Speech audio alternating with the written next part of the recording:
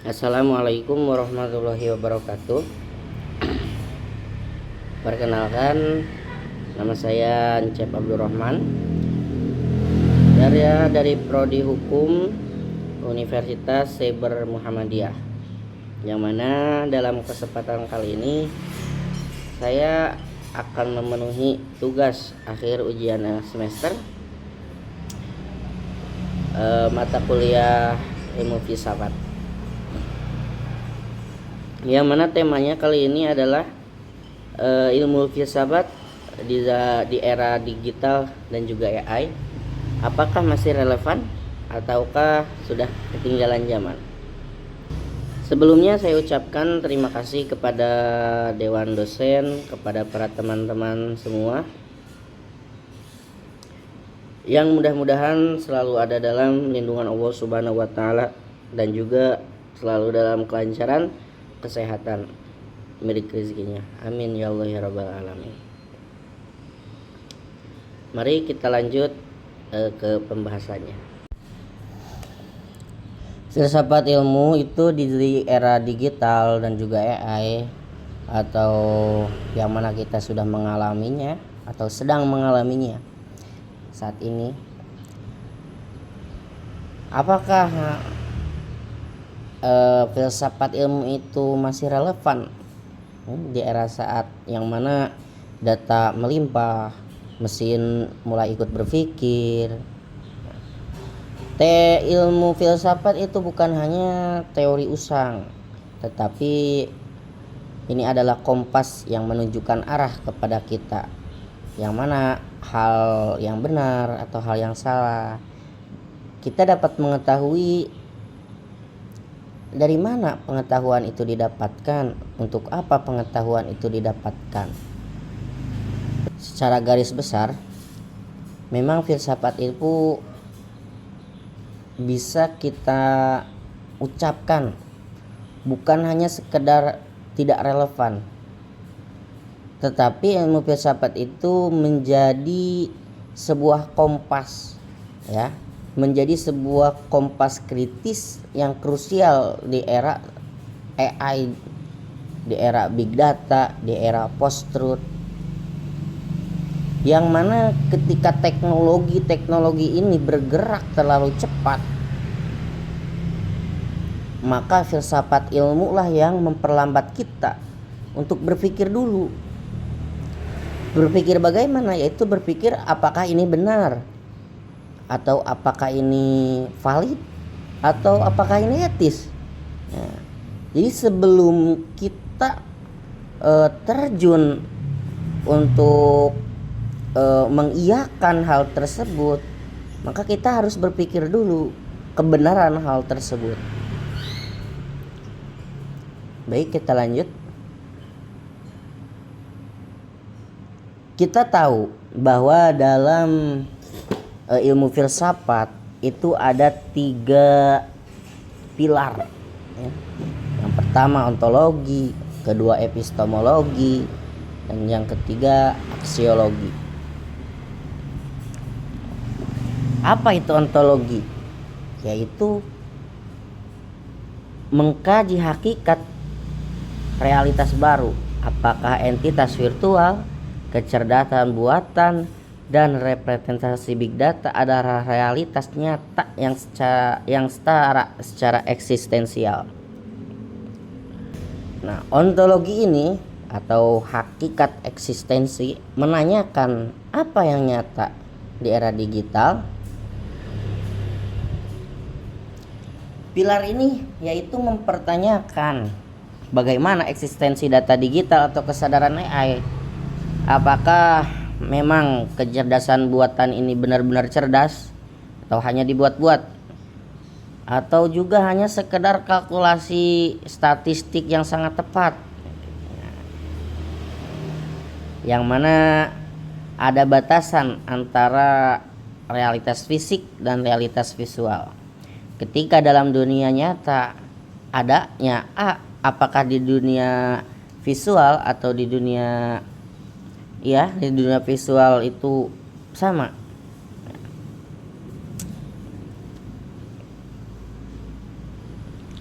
Terus epistemologi, ya. Epistemologi mempertanyakan keabsahan ilmu. Bagaimana kita memvalidasi kebenaran ilmiah jika ia dihasilkan oleh algoritma black box yang sulit dipahami manusia.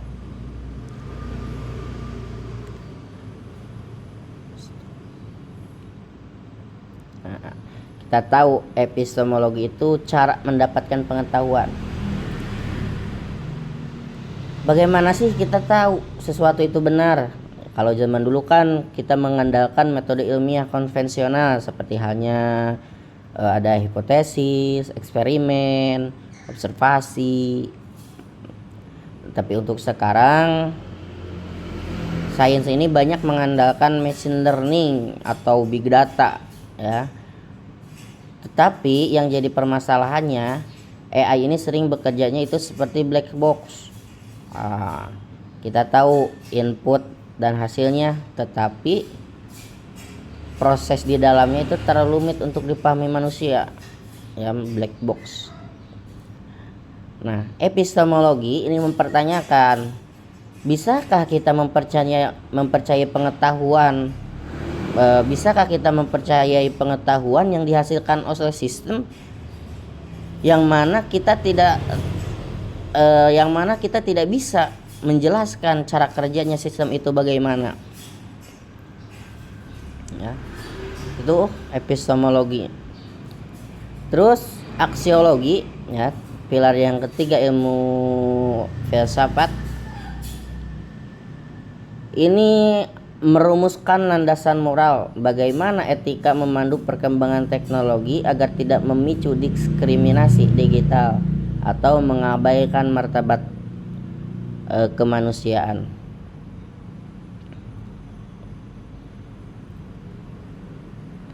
Aksiologi atau nilai etika dalam ilmu filsafat menanyakan, untuk apa sih ilmu ini digunakan?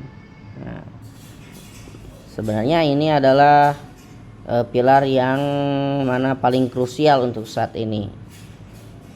Nah, ketika banyak teknologi yang mulai canggih seperti hanya teknologi cloning genetik, atau kalau saya cari di Google tuh CRISPR, ya, CRISPR, atau senjata otonom atau algoritma, yang mana hal ini semua yang dapat memanipulasi opini publik diciptakan, ya. Seperti halnya tadi ketika adanya suatu berita yang mengatakan A atau kasus perselingkuhan artis A, ya, ini dapat memanipulasi opini publik. Nah, aksiologi inilah yang menuntut untuk mempertanggungjawabkan moral para ilmuwan. Kita lanjut.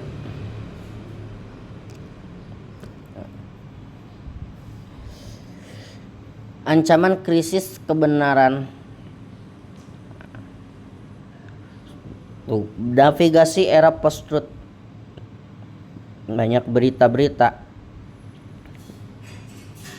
banjir misinformasi, hoax, rekayasa kecerdasan buatan atau deepfakes, yang mana mengaburkan batas antara data mentah dengan kebenaran objektif. Nah, filsafat ilmu melatih nalar skeptis yang metodologis agar kita mampu membedakan fakta ilmiah otentik dari sekadar manipulasi opini berbasis algoritma.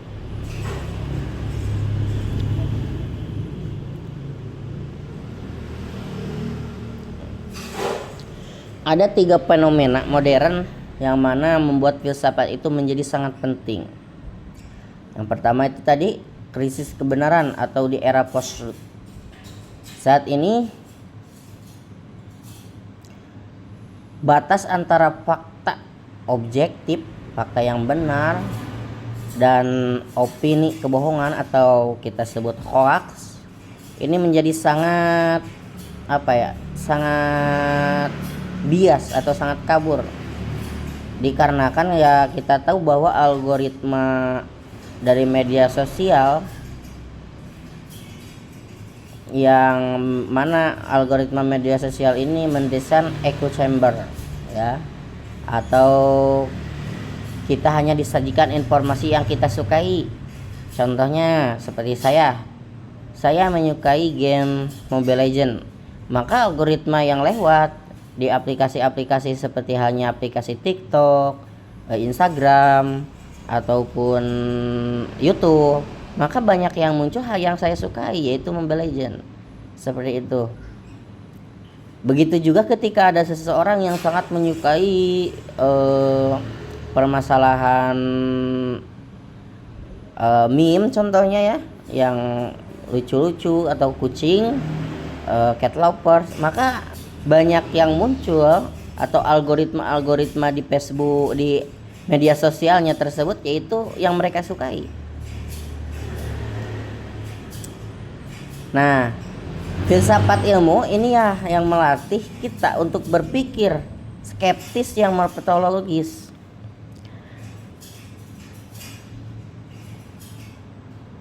Yang mana harus mengajarkan masyarakat itu untuk selalu berpikir, untuk selalu mempertanyakan sumber data atau validitas klaim dan mendeteksi bias logis ya. Contoh, ada kasus seseorang mengikuti kasus artis yang sedang berselingkuh. Sebelum kita menghukumi atau menghakimi, wah nggak bener nih orang, kita harus cari tahu dulu apakah berita tersebut itu real, benar, fakta, atau hoax ya, seperti itu. Nah, itulah pentingnya ilmu filsafat. Jadi kita tidak menelan mentah-mentah gitu, tapi kita tidak menelan mentah-mentah suatu informasi.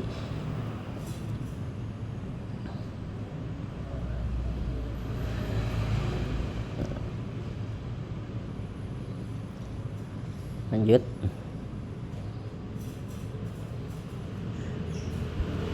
Batas objektivitas kecerdasan buatan. Aksiologi dalam algoritma. Nah, data tidak pernah sepenuhnya netral. Algoritma ini dilatih untuk menggunakan data historis manusia yang kerap mengandung bias sosial, rasial, dan gender. Filsafat ilmu memberikan pisau analisis kritis untuk membongkar bias epistemis ini, membuktikan bahwa sains tanpa etika rentan memperkuat ketidakadilan. Nah, seperti itu. Ada 78% kekhawatiran bias keputusan AI. Jadi sebenarnya AI ini ya hanyalah teknologi yang diciptakan orang-orang cerdas untuk membantu kita. Mereka tidak bisa menentukan bahwa hal ini benar atau hal ini salah. Mereka hanya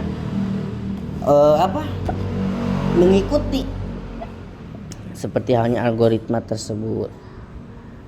Yang mana hal ini menjadi dilema ya. Dilema etika AI ya, kecerdasan buatan, yang mana AI ini dibuat berdasarkan data historis manusia. Jika data masa lalu historisnya itu mengandung rasisme, seksisme, atau diskriminasi, maka AI-nya akan memperkuat bias tersebut secara otomatis. Nah, pentingnya filsafat ilmu atau dalam aksiologi membantu kita untuk merumuskan panduan moral agar mengembangkan AI tetap berpusat pada kemanusiaan.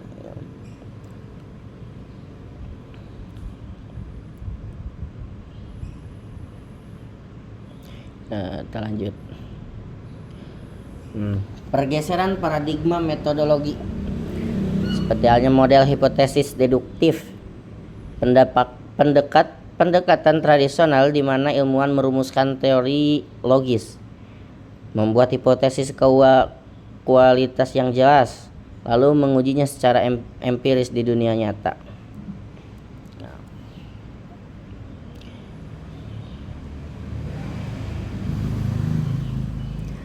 Pergeseran paradigma ilmiah atau sains berbasis data. Kalau zaman dulu sains ini bergerak dari teori ke data. Sekarang kebalikannya. karena adanya big data, ilmuwan malah seringkali melihat pola data dulu, baru itu mencari teorinya, ya. Filsafat ilmu itu membantu kita menganalisis metode baru ini valid atau tidak, seperti itu, ya.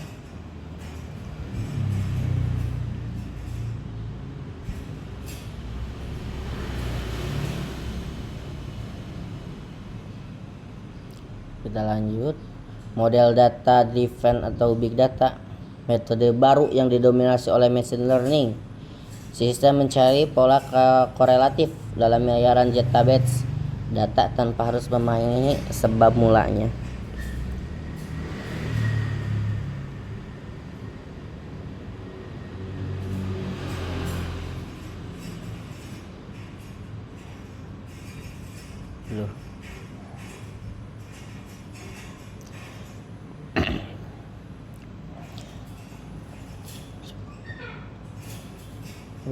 Kesenjangan eksponensial era informasi.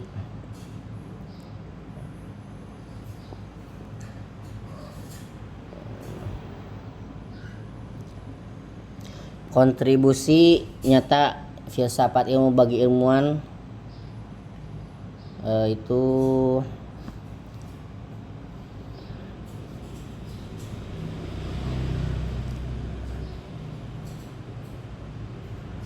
jadi filsafat ilmu itu untuk zaman sekarang ya bukan hanya untuk para filsuf yang ada di Menara Gading sana, melainkan menjadi suatu alat yang mana praktis untuk para profesional modern seperti mencegah komputerisasi yang buta tuli. Nah, tanpa adanya filsafat, seorang data scientist atau teknolog mungkin hanya akan fokus pada efisiensi sistem, seperti bagaimana agar sistem ini bekerja lebih cepat, atau filsafat memberikan kacamata kemanusiaan seperti apa sih dampak sistem ini terhadap lapangan kerja atau privasi manusia. Atau juga nanti menghubungkan berbagai disiplin ilmu, ya. Masalahnya untuk zaman modern saat ini seperti halnya ada perubahan iklim atau pandemi, tidak bisa diselesaikan oleh satu ilmu saja, ya.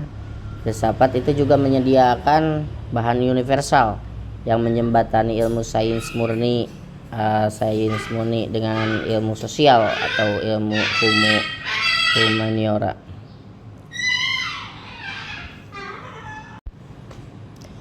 Fungsi praktis filsafat ilmu hari ini, ya, untuk di zaman sekarang, yang pertama validitas integritas riset. Filsafat ini menjaga kualitas sains dari fenomena manipulasi data otomatis, ya. Jadi kita tidak akan mudah untuk dibohong-bohongi, tidak akan mudah untuk kemakan hoax, halusinasi AI, ya, dan krisis replika metode penelitian ilmiah. Lalu fungsinya yang praktis filsafat ilmu untuk zaman sekarang yaitu menyusun kerangka etis regulasi. Hal ini memberikan panduan aksiologis bagi pemerintah dan industri dalam merancang undang-undang pemanfaatan teknologi yang adil. Jadi akan ada harusnya gitu kan, ada undang-undang mengenai AI ini. Apalah itu, ya. Yang mana jangan sampai AI ini digunakan secara tidak layak, secara tidak benar, ya. Yang harusnya bermanfaat bagi manusia ini malah menjadi masalah gitu kan, malah merugikan. Terus fungsi praktis filsafat ilmu di era saat ini yaitu menumbuhkan berpikir kritis, ya, membekali masyarakat sipil dengan literasi epistemik agar tidak mudah dimanipulasi oleh propaganda dalam media sosial. Nah, jadi akan menumbuhnya berpikiran kita menjadi kritis, ya. Gimana maksudnya? Ya, masyarakat tadi seperti tadi halnya tidak mudah untuk tidak mudah kemakan hoax, ya, menjadi cerdas dalam bersosial media itu.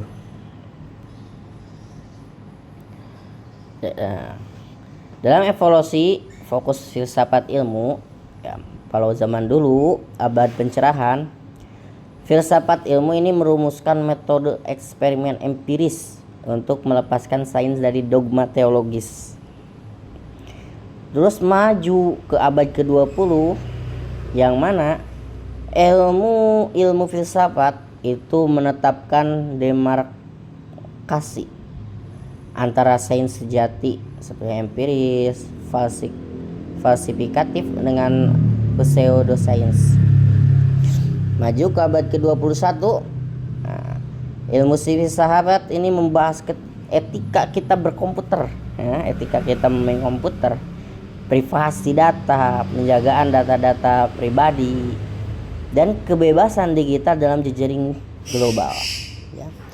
Lanjut sekarang, ya, yang sekarang yang kita alami era AI dan big data.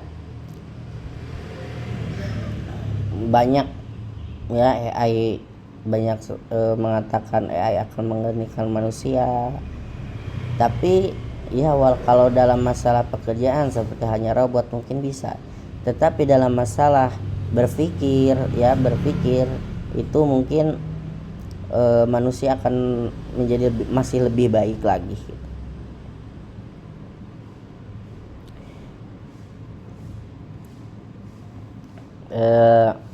Sekian mungkin kesimpulan dari materi ini saya simpulkan. Di era digital ini ilmu pengetahuan itu memiliki kekuatan yang sangat luar biasa, ya, atau hyper powerful, yang mana tanpa tanpa filsafat ilmu, sains dan teknologi ini beresiko berjalan tanpa arah. Mereka maksudnya tanpa arah itu ya akan digunakan tidak benar seperti itu. Mereka akan melupakan juga nilai-nilai kemanusiaan, ya, atau terjebak nanti ke dalam validitas yang semu. Filsafat ilmu ini adalah jangkar moral intelektual yang mana ini memastikan kita bahwa perkembangan ilmu pengetahuan hari ini dan di masa depan tetap didedikasikan untuk kesejahteraan dan keberlanjutan hidup manusia, seperti itu. Sekian yang bisa kami sampaikan dalam memenuhi tugas ini. Mohon maaf bila ada kesalahan, banyak sekali kekurangannya. Assalamualaikum warahmatullahi wabarakatuh.